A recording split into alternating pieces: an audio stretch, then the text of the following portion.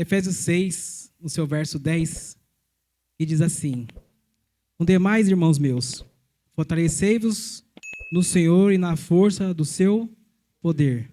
Eu vou repetir isso aqui para a gente entender que não é na nossa força. No demais, irmãos meus, fortalecei-vos no Senhor e na força do seu poder. Revesti-vos de toda a armadura de Deus, para que possais estar firme contra as astutas e ciladas do diabo. Porque não temos que lutar contra a carne e o sangue, mas sim contra os principados, contra a potestade, contra os príncipes das trevas desse século, contra as hostes espirituais da maldade nos lugares celestiais. Portanto, tomai toda a armadura de Deus para que possais resistir o dia mau, e havendo feito tudo isso, ficar firme. Estais, pois, firmes, tendo cingido vossos lombos com a verdade e vestida a couraça da justiça. Verso 18. Orando em todo o tempo, com toda a oração e súplica no Espírito, vigiando nisso com toda a perseverança e súplica por todos os santos. Amém? Pode se assentar, meus irmãos. Prometo ser rápido, porque eu sou rápido. Deus tinha me colocado um tema que diz: não superestimar e não subestimar. Irmão, o que é superestimar? É você aumentar demais. Tudo que acontece na sua vida de errado é o diabo. Tudo que acontece de errado é o diabo. Perder o emprego é o diabo. Não superestimar, não aumentar o poder dele. Gênesis 3,15, põe para mim, por favor. E porém inimizade entre ti e a mulher, e entre as tuas sementes e a semente, essa te ferirá a cabeça, não é você que vai ferir, e tu lhe ferirás o calcanhar. Repara que Deus tem o poder. Se você estiver na presença de Deus, Ele tem o poder de eliminar o diabo da sua vida. O fim dele já está decretado. Se a gente for ver em 1 João 3,8, 1 João,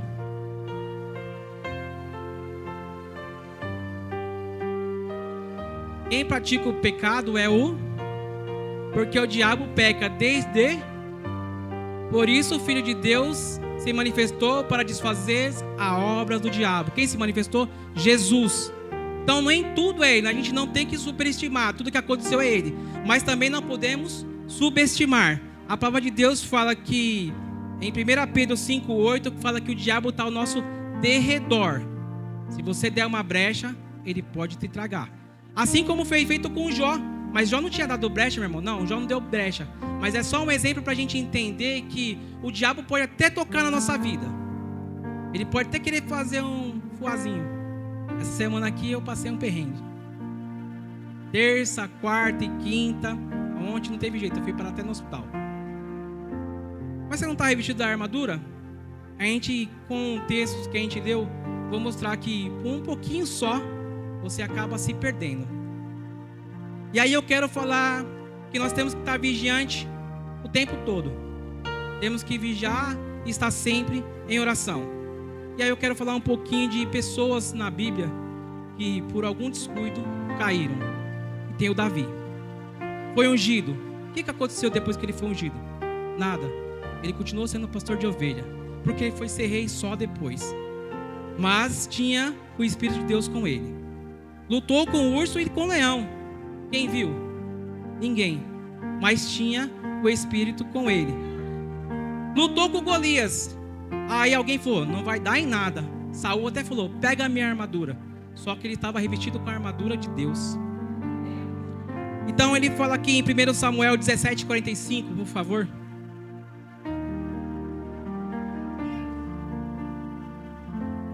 Davi, porém, disse aos filisteus: tu vens a mim com espada e com lança, com escudo, porém eu venho a ti no nome do Senhor dos exércitos, Deus do exército de Israel, a quem tens afrontado.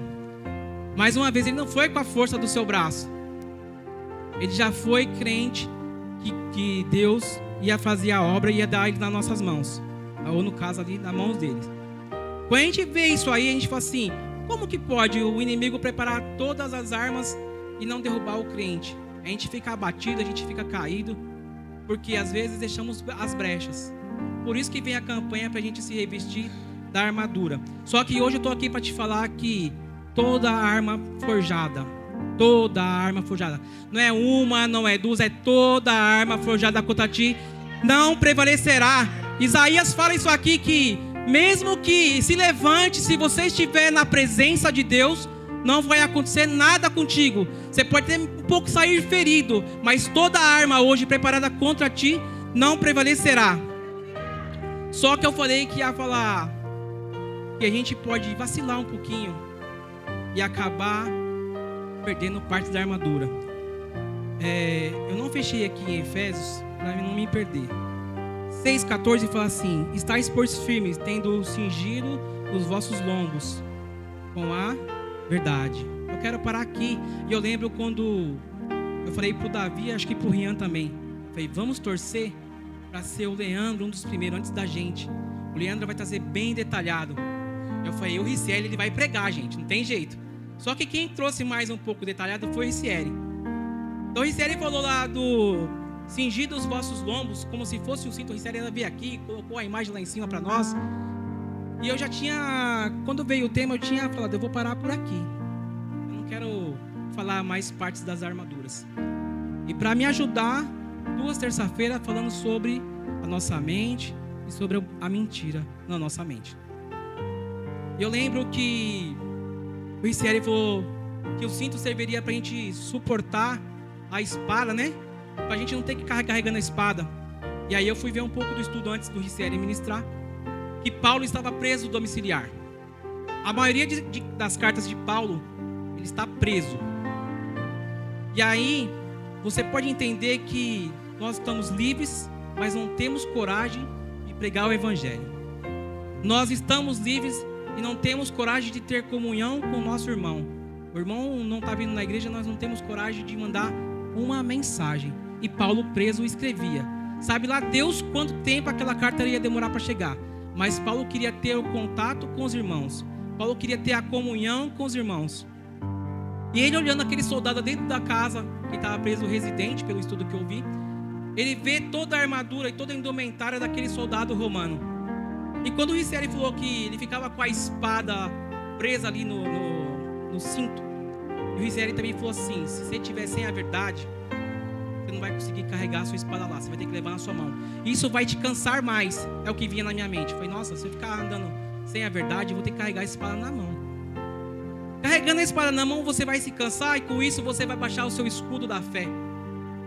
E o escudo da fé, a Bíblia fala que é para nos defender de dados inflamados do inimigo. E aí Davi, certa feita, tem que estar na guerra, porém, acordou, levantou-se do terraço. Então eu quero dizer o seguinte, quando ele estava lá no vale, para lutar com o gigante, era o menor, para vencer o maior. Mas quando ele está lá no terraço, ele olha aquela mulher, ele poderia ter desviado o olhar, porque ele era um servo de Deus, mas não.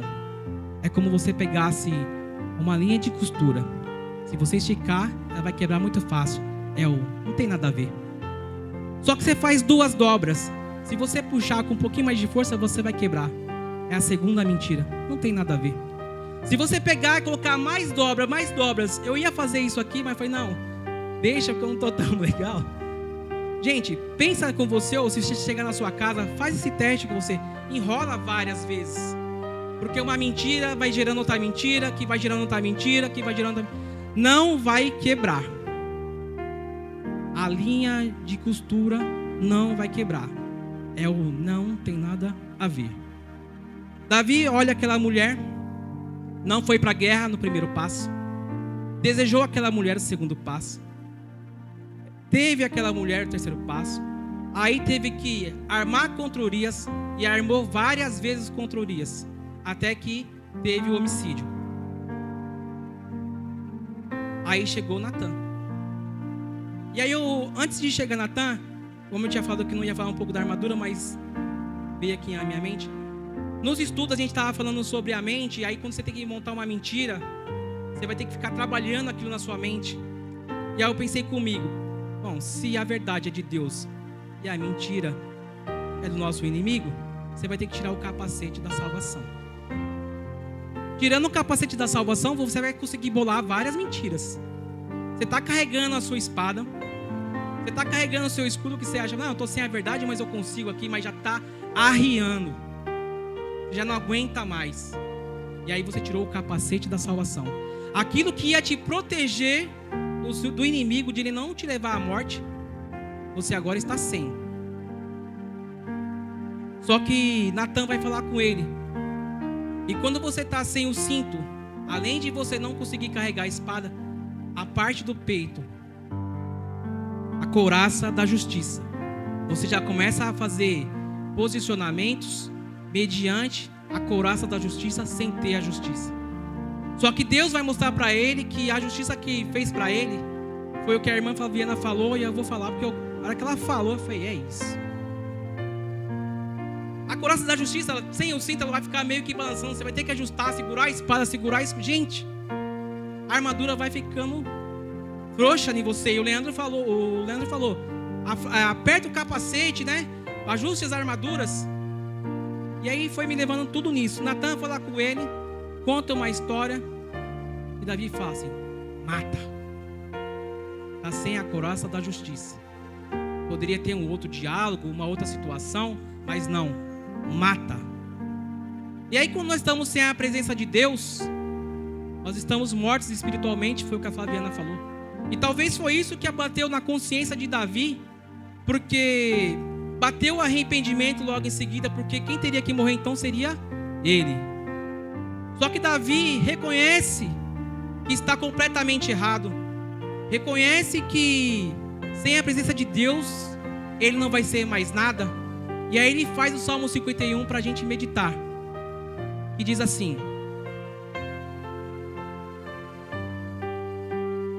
tem misericórdia de mim, ó Deus, segundo a tua benignidade, apaga as minhas transgressões, segundo a multidão das tuas misericórdias. Deus tem muitas misericórdias para a gente. A gente pode falar assim, larguei a armadura, como a Karina falou. A armadura está disponível para você, só que se você não for buscar em oração e arrependimento, não vai vir para você. A Jéssica falou, às vezes nós estamos perdidos. A Karina falou feridos e a Jéssica perdidos. Nós estamos perdidos porque quando você começa a perder a sua indumentária, você começa a não saber para onde está indo. Você fica tão atônito com a situação que você não percebe que perdeu a presença de Deus. Você está sentado aqui na igreja, mas sua mente, seu coração está em outro lugar. É como a irmã falou na palavra inicial, é o filho pródigo. Estava tudo tão bom, mas de repente, que saudade do meu pai. E aí, como eu falei que eu ia falar de duas pessoas, a Bíblia me levou para Sansão. Nazireu, consagrado ao Senhor, desde o ventre da sua mãe até a morte. Derrotava exército sozinho, mas casou com a mulher que era do povo dos fariseus, filisteus. Depois, em seguida, casou com uma prostituta. E depois, na sequência, com Dalila. Que a prostituta ele só teve uma fé, vamos falar assim. Matou um leão como Davi. Mas, como ele era separado, ele não poderia tocar num cadáver. A minha pergunta é, onde estão os nossos olhos? Porque Sansão matou aquele leão.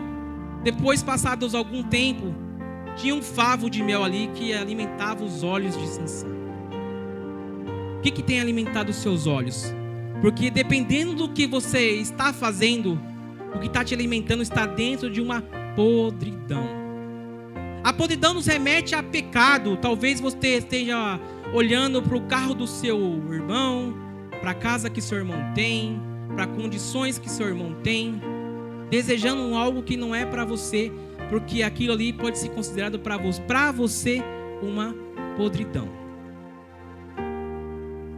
O errado parece certo, mas continua sendo errado. Eu falei que no culto do lar que as coisas escondidas, elas iriam aparecer porque Deus faz aparecer. Deus fez aparecer Natan para Davi. Mas aí Sansão tem o caso com Dalila e ele começa a perder a presença de Deus, porque a força vem do Espírito, não vinha da mão dele. Assim como foi lido aqui no começo. Nos demais, irmãos meus, fortalecei-vos no Senhor e na força do seu poder.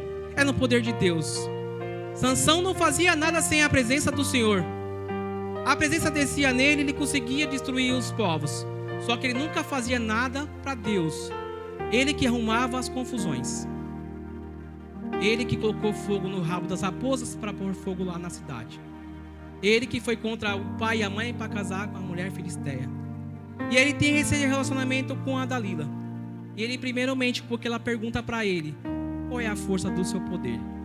Aí ele fala, que agora não vou me recordar a ordem, mas ele fala das cordas novas. Ele fala das tranças presas num espeto. E mais uma outra coisa que eu não lembro, como se fosse uma vine virgem. Não podia estar seca, ele ainda fala assim. Ele está brincando com ela, mas brincando com a mentira. Repara novamente que pequenas mentiras vai degradando você gradativamente, porque mentiu, perdeu o cinturão. Todo dia nós mentimos ou omitimos alguma coisa. Perdeu o cinturão, a espada vai cair, você vai ter que pegar, vai se sacrificar, vai ter que levantar o escudo, fazer mais força. E aí Sansão, uma hora ele pega e fala: meu poder está nas minhas 7 tranças. E pede, fala com Dalila. E a Dalila avisa agora aquele povo: ó, a força dele está nas tranças. Sansão, já sem saber que não existia mais a presença de Deus com ele, achando que ele é aquele irmão fervoroso que vem aqui e sobe e prega eloquentemente, mas sem a verdade, sem a justiça, não vai resolver nada. Sansão perdeu as forças. Sansão perdeu a visão porque estava olhando para onde não deveria olhar, assim como Davi também estava olhando para onde não deveria olhar. E Sansão também perdeu a comunhão, porque tudo ele fazia sozinho. Perdendo aquelas forças, ele é preso, açoitado, é feito de boneco, de brincadeira, assim como ele brincou com Dalila, os filisteus. Certa feita, Sansão, já há muito tempo com eles, porque a Bíblia fala que o cabelo de Sansão começou a nascer. Então você pensa, raspou a cabeça, quanto tempo vai demorar para crescer o cabelo, né? Mas a força não vem dele. Senão tudo que eu estou falando aqui também não é verdade para vocês. Onde estão os seus interesses na vida cristã? Talvez Sansão esperando algo acontecer de Deus, porém não acontecia porque ele era ajudado porque estava cego. Assim como Paulo também ficou com as escamas, e é o que nós temos aqui em Efésios. Ele cego queria dizer, Deus queria mostrar para ele que precisava ter novamente a comunhão com ele. Sem a presença do Espírito, nós não conseguimos. E assim como Davi orou, pedindo perdão aos seus pecados, Sansão também orou. E a oração de Sansão está em Juízes 18, 28, onde ele pede para o Senhor força só mais uma vez. Sabe por quê, meus irmãos? Porque ele sentiu que sem a presença de Deus não vale de nada. Sem a presença de Deus você não vai conseguir nada. Ele fala assim, eu falei Juízes? Não é Juízes? É Juízes sim. É 16, perdão.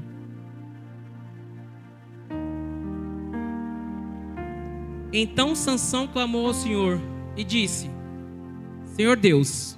Ele não pediu para qualquer um. Ele não pediu para o cara que estava arrastando ele. Pediu para Deus. Sabe o que é isso que significa? Ele quer a presença novamente. Ele precisa da presença de Deus novamente. Nem que seja pela última vez. E ele já sabe na oração que ele vai pedir a presença de Deus e vai ser a última vez. Peço-te que lembre-te de mim. Fortalece-me agora. Só esta vez. Ó Deus, para que de uma vez me vingue dos filisteus pelos meus 2 olhos. Sansão fez essa oração e é como se ele tivesse novamente se revestido das armaduras. A pergunta para nós, para a gente tentar finalizar aqui, eu acho que nós vamos finalizar, nós temos orado ao Senhor? Nós temos feito a vontade de Deus? Eu falei que nós estávamos soltos e às vezes não fazíamos nada. Essa palavra fala para a gente que a importância da nossa espiritualidade preparada da vigilância, a armadura de Deus descrita em Efésios 6, ela serve como uma metáfora poderosa para a proteção contra as falhas e tentações que levaram Davi e Sansão à queda. Tudo foi por tentação, ao perder a verdade. Essas duas histórias não continham verdade em certo ponto. Reconhecer nossa vulnerabilidade depende da força e orientação de Deus e é fundamental para viver uma vida íntegra, vitoriosa e espiritual. Davi era segundo o coração de Deus. Sansão tinha uma força descomunal. Ambos fracassaram em um período. Ambos não conseguiram agradar a Deus de toda maneira. Só que ambos reconheceram os seus erros. A palavra inicial trouxe que o filho pródigo era filho. Tinha 2 pés, 2 braços, poderia muito bem caminhar. E eu falei, Márcia, vai de encontro com a palavra de novo. Só que sem a presença do pai, ele estava morto espiritualmente. Davi estava morto espiritualmente. Sansão estava morto espiritualmente. Se nós não tivermos a presença do pai, nós estaremos mortos espiritualmente. Então que nessa pequena mensagem que eu trouxe para vocês, meus irmãos, possamos reconhecer, porque se a gente não reconhecer, não vai resolver de nada. Você vai continuar arrastando sua espada. Você vai fazendo muita força para levantar seu escudo. E de mentira em mentira você já tirou o seu capacete da salvação. Não adianta você ter a sandália do evangelho, porque o seu evangelho é mentiroso. Não vai resolver. Então que nós possamos se entregar, nos arrepender. Se tem alguém nesse estado de arrependimento, nos arrepender. Nós temos que se arrepender todos os dias, meus irmãos. Mas perseverar em oração. É o que falou o verso 18. Revestir de toda a armadura, mas orando em todo tempo, com toda oração e súplica. Porque sem oração, nossa mente vai ficar contaminada. Se nós pararmos de perseverar em oração, né, ele fala com Josué, para ele se manter firme, orando em todo tempo, não se desviar nem para a direita nem para a esquerda. Então, que se você tiver esse arrependimento no seu coração, perseverando na oração e nas súplicas a Deus, tenho certeza que você vai sair daqui revestido da armadura de Deus.